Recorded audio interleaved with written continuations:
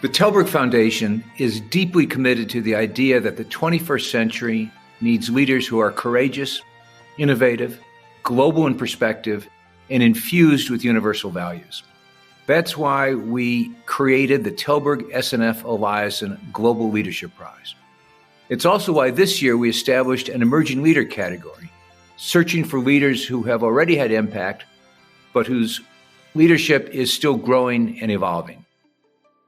Our jury selected two emerging leaders, Pashtana Durrani, an Afghan educator and activist working to create digital learning opportunities, especially for girls, in her war-torn country, and Ntizimira, a Rwandan medical doctor who has introduced and who champions palliative care in Rwanda and elsewhere in Central Africa.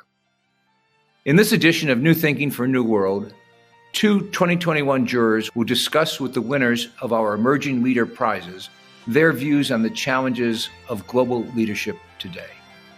We will start with Shahidul Alam, a Bangladeshi photographer and human rights activist, in conversation with Pashtana. Salam. Salam, salam. Wonderful to see you here. The emerging category is new to us. We weren't really sure how it would turn out. You are the proof of how important it is. But I'm intrigued. Repressive governments are the norm rather than the exception today. Here in Bangladesh, there is an environment of fear. While there are protests by students right now, the protests are difficult and dangerous to organize. Yeah. Floored by the fact that women are in the streets of Kabul at a time like this. And we see people like you. Where does this courage come from? I think in Pashto, we say that if you want to, groom camels, you have to make, doors that are, higher. So I think we know that the troubles that come, you have to have that big heart to fight it. I guess that's the whole thing. Well, you received the Malala Fund. She too questioned the Taliban and went on to question marriage, both of which she got into trouble for in various ways. But she has been remarkably silent on the complicity of the West in creating many of these problems. You, on the other hand, have no such inhibitions. You remind us that there is no morality in international politics, that there is only self-interest. You tell the international community to stop creating migrants if they want to stop migration. Yeah. You're very clear when you say the world did this to us. What effect do you think this award, provided by a segment of the globe you critique, will have on you? I think when I was very young, I have always been this headstrong. So I always make sure that people around me do know what I think, even if they don't ask for it. So when I was very young, my mom used to tell me, you need to learn some diplomacy because you cannot just criticize people. You cannot just point fingers.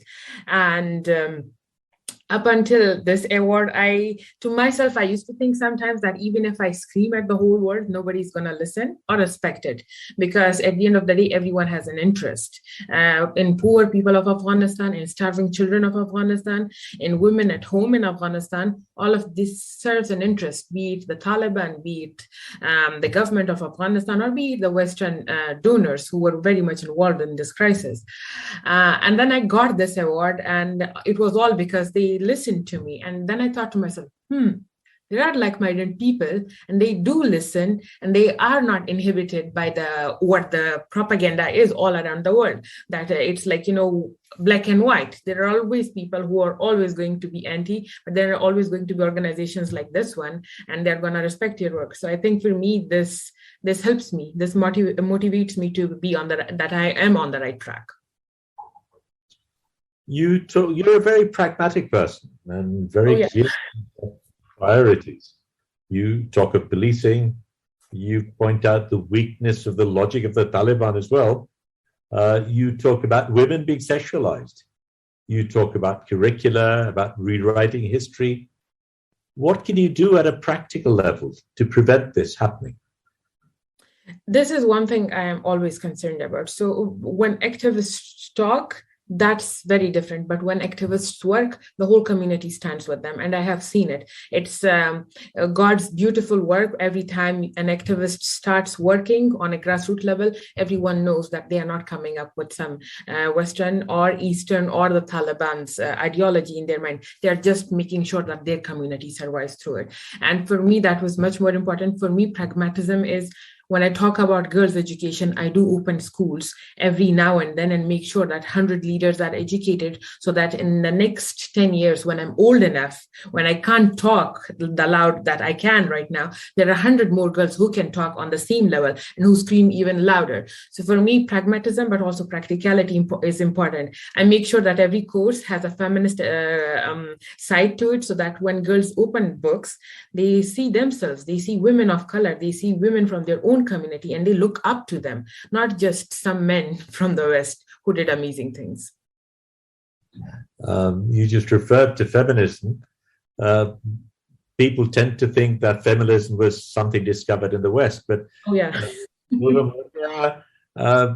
over 100 years ago wrote Sultana's Dream, a feminist science fiction novel that took people to a land which was run by women, where the men stayed inside, and that was a dream she had. What would a dream Afghanistan be for you?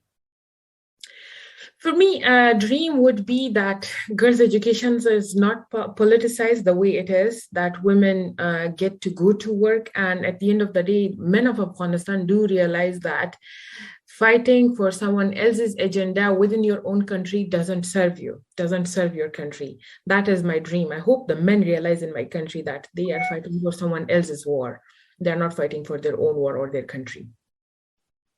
Well, that leads on to a statement from your video where you say, that's not how it works. Oh, yeah. For you, you continue to be an optimist despite all of that. How does it work? At the end of the day, you have to realize that there will always be challenges. I have faced challenges in the past where I was in ministerial meetings and I was asked to leave because I told them that this solution works better. And I still strived, and I still had the community that supported me, and they stood with me, and they opened the schools with me, while the donors who actually went to the same place a million times to launch the same school, we opened actually new schools and kept them running. So that's how it works. You believe in your own community, you believe in your own people, you make sure you give them the right to educate, you make sure that you facilitate it. You don't give it to them, you facilitate it. And you make sure that when you know there are better resources out there, you make sure that those are available to your people because they need it the most. And you are the educated one in them. I'd like to go to a more personal level. Surely doing what you do in the community that you're in is not easy at many levels. But what are the personal struggles you've had? What are the responses you've had that have surprised you? What have been your disappointments? I think I always struggle with the governments because somehow I don't fit their agendas at all. For me, it's more on like, you don't need a lot of money to do the work. You just need the right kind of the money. And for them, it's always like, take one picture of a child starving to death and then sell it to the whole world, take the money and then never serve the community for that. So that's one of the huge disappointments that I have faced over the course of years. Every time I talk, people go and target my family, people go target my community, people go target my father or mother. Even yesterday I was targeted for my mom and her roots. That's a disappointment. But at the same time, on community levels, there were times when I met old men and I asked them to send their daughters to school, and he was like, why should I send them to school? What good would they bring? This is a place where we don't have electricity. What can they do? And I was to myself, why should he send his daughter to school? And this was disappointing because I didn't have answer. And I was disappointed in myself. I went back, I did some research, and I came back to him. I was like, when God sent in Quran, he said that Muslims should pray, right? Men and women. He didn't say that only men should pray. So when God asks you to pray, then why can't you just, when God doesn't discriminate when it comes to praying, why are you discriminating when it comes to education? And he did let girls go to school after that. So for me, that was a big disappointment when I didn't have the answer right away, because I always have answers. Well, you got there in the end.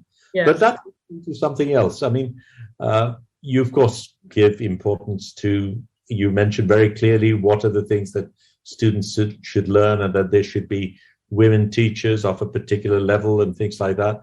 But a lot of that seemed to talk about what are considered to be Western modes of learning and education. Is there a different pedagogic model? Is there a different mode of teaching that you think is needed for Afghanistan? One thing about Afghanistan people tend to forget is Afghanistan used to be the center of arts and culture within the Central Asia. If you see, when it comes to feminism, people always talk about suffragettes movement, but they forget that Gawhar Shad Begum, thousands of years ago, she built the minarets of Herat, and she was actually the first woman who made sure that there are universities, so the whole Central Asia and MENA region can come and study there. And this is thousands of years ago. 100 years ago, we had a women minister of education, while the West didn't even have the voting rights for women. So you have to understand that there is this difference. But also when it comes to education, every Afghan house in Afghanistan has books. It starts with books. We always have books. In the West, I have seen when children start going to schools, the parents buy books for them. I am visiting these families, and when the kids are in school, they're buying stuff. But before that, they have toys. I remember every house that I have been to in Afghanistan, we have a window, and within that window, we have sets and sets of books, and that is practiced. After dinner, the whole house sits together and listens to the radio show, but also practices poetry, also practices the history, also practices the geography of Afghanistan. And that is education in itself. So we start educating ourselves when we are very young with the old tales in our families. And then that continues to the modern world that I feel like, technology can serve us well, and that we should be focusing on digital literacy where we don't have electricity or internet. We definitely have solutions like offline apps, and at the same time, solar panels that solves a lot of problems when it comes to education. The Prophet's Mosque was very different from the type of mosques we encounter. It was a community center, it was a health center, it was a learning place, it sheltered women. It was even an art space. I know of the Abyssinian artists who performed in the mosque. How do you see the mosque in Afghanistan playing a different role? And would they have a role in education? I think one thing we need to know about is when the whole world says, oh, these people are fighting for religion. They are not. They're actually oppressing religion, because freedom of religion comes when in Prophet's mosque, the women used to go to that mosque. They used to access the learning, the religion, the praying, the educational opportunities. And in our mosques in Afghanistan, women are not allowed to go. In my mosque, I was never allowed to go. When I started menstruating, I was never allowed to go back. So there is a gender discrimination even when it comes to religion in Afghanistan. The mosques are only built for men whose misogyny or his patriarchy is the only driver of their egos, and that's the only place where it has made them inclusive. So the religion is very inclusive gang in Afghanistan, whereas in the Prophet's era, it was an inclusive communal learning center for the communities. Well, you are a great example of what we can aspire to. So I look forward to a very different Afghanistan. Congratulations. Thank you. Now, listen as Gouri Mirpuri, a Singaporean social entrepreneur, discusses the challenges Christian faces as he tries to change how Rwandans and other Africans think about and deal with death. Hi, it's Dr. Hi, Gouri. Good to meet you. This is Gouri Mirpuri from a hotel room in Singapore. Dr. Christian, where are you in the world? I'm now actually in Boston for just a couple of weeks, but I'm normally based in Rwanda, Kigali. Of course, yes. Okay, first a quick introduction. Dr. Christian Ntizimira graduated from Harvard Medical School and is today a physician and palliative care activist in Kigali in Rwanda. And it's for his leadership in creating a unique Ubuntu-based approach to death and dying that we are presenting this award today. So, Dr. Christian, I want to start right at the start. What were some of the pivotal points in your life that jolted you to change your mind and set you on a different path? Thank you, Gouri. I would like first to join my colleague, the other winners, to thank the Thalberg Foundation and the juries for this opportunity, and especially talking about palliative care and end-of-life care, so which is sometimes considered by most of people the fifth wheel of the courage in the public health system, which is not. And one of the two main points made me to be to change and focus on palliative care. One was the consequence of the genocide against the Tutsi in 1994, when I just realized that I can contribute to be a physician, but not only a general practitioner, but to be a surgeon. Then I went to medical school, and after medical school, I went to district hospital. And when I was working in district hospital, I met a patient, 24 years old, who was really dying with liver cancer. And the saddest story is his mom came to me and kneeled before me and asked if I can give something to him, then he can sleep and wake up no more. In that time, I felt twice. One, as a physician, because I was feared to prescribe morphine. There is so myth beyond using morphine, opioid. And second, as a Rwandan, because in our culture, when an elder person kneels before a young person, culturally, you are failed. So, and then from that point, I changed from my dream to be a surgeon to a new passion, to be a palliative care physician. Interesting. So the genocide, how old were you at the time? I was 16 years old. That's going to have a huge impact on you. Talk to us about the myth of morphine. You know, your work has led to a 5-fold increase in its prescription in your country. What is the myth, and why did you challenge it? One of the biggest myths surrounding morphine is morphine hasten deaths. So people fear, in most of African countries, people, and my colleague physician as well, they fear to prescribe morphine. People think that if you prescribe morphine, the next day or the next couple of minutes, the patient will die. And unfortunately, that increases the suffering of the patient, but not only for the patient, but also for the family members, in the environment also of the patient. And it was really imperative as when I shifted to be a palliative care physician, and I've been trained in palliative care, then I just realized that we need to use morphine more and more for people who have severe pain, of course. And it's release the physical pain, but also it decrease anxiety and depression for the patient and the family members. So we tried through education and advocacy to making sure that people will not, still continue to fear about morphine, but they need to use it. Yeah. Sure. So you were trained in the West, but you came back to Africa and realized very quickly that the situation, the culture is entirely different. Just talk about that. How has it affected your approach? How did you change? I realized that context matters. So you cannot apply something in one side of the world and put it in another side of the world. So education doesn't necessarily mean duplication, but rather than adaptation. And before to adapt, you need to adopt in what is already existed. So then I realized that the matrix of care in palliative care is completely different from West to Rwanda. I can take one of the examples.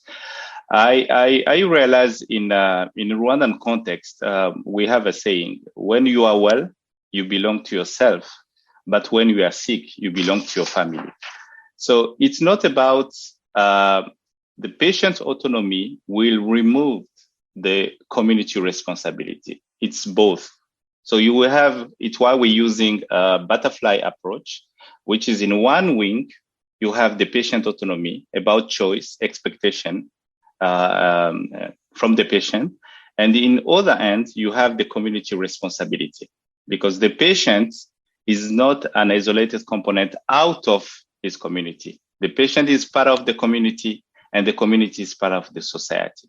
So it was really, really important to understand that and to work on that platform for something already existed, and now we can adapt to the context or the normal challenges. So it was interesting. I was listening to one of your interviews, and you said patient is in hospital, and his immediate family or the family that turns up to support him can be anything between 30 people and 50 people. So what, at a practical level, give us an example of how you would approach this in a hospital ward. How would you bring this sort of community that he's surrounded by into the process? Yeah, one of the, let's say one of the solution, because as the patient is part of the community, you need also to bring the community as a support.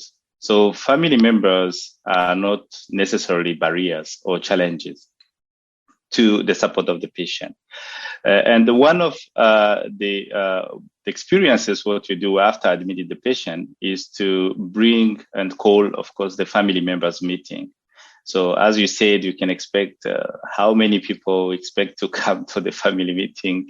In Africa context, it will be around 20, 30 people. And I remember the last meeting I had in Kigali, the last month, it was almost about 40 people came during the meeting. So then you can feel that it will be challenging to convince 40 people on the management of the patients, but this is one side of the perception. But in other side, it said instead of how to use them, how to make a very good communication, how to bring them to understand. One, they need to understand about the disease, they need to understand about the management, and they need to understand about the care. So then I came to realize to set up a concept which was coming from some of existing language and the traditional way of sharing stories in Rwanda, and using animals, archetypes, to describe the suffering of family members. So then from each family members, you have a different language and you have different solutions. And that was really important. And also one of the most important things is to identify who is the lion. In every group, there is always a lion. There is always a leader. And working with that leader to bring the family on the responsibility to support the patient. And the good thing is, in terms of advocacy, it's really good because you talk with the 40 people in the morning and the rest of the village know what about palliative care, which is really good. I'll jump to my last question, since death is not a taboo word in your world. But let's talk about your obituary. What 3 sentences do you want written about you when you die? Okay, good question. It's not common to So 3 words: resilience, hope, and no regret. Resilience, hope, and no regrets. Yeah. And are these the 3 things that keep you going as a leader in the work that you're doing on a day-to-day basis? Yeah, as my part of my colleague said, leadership is more about character than a position. And the challenges are an inspiration to bring change in our leadership. So, and I think what makes me wake up in the morning is I have a different leadership. My leadership is not about to have followers, but I'm following because the leaders are patient. And what I'm doing is just to put a soul in our leadership, and that will make a difference to impact people. I love that you don't have followers, but that you follow the patient. Thank you so much. I'm still following the patients because they are the leaders. I'm the follower. I wish you every good luck in your work, and it was such a pleasure to chat with you. Thank you. Thank you, Dr. Christian. Thank you for joining us. Please rate our show on Apple Podcast and subscribe. Meanwhile, you can find us on Facebook, Twitter, and Instagram. Or you can subscribe to our newsletter at tallbergfoundation.org to learn more about our work. That's TALLBERG foundation.org. Thank you, and we'll be back again next week for another episode of Tallberg's New Thinking for a New World. This podcast was brought to you through the generous support of SNF, the Stavros Niarchos Foundation.